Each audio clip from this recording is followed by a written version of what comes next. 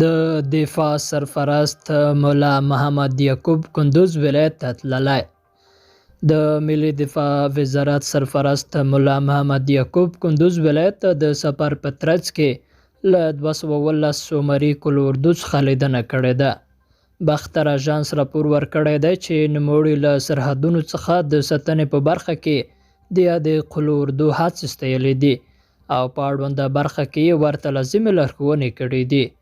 دا خبر وروسته تر هغه ورکول کېږي چې یو شمېر رسنیو د خپلو سرچینو له قوله راپورونه ورکړي دي چې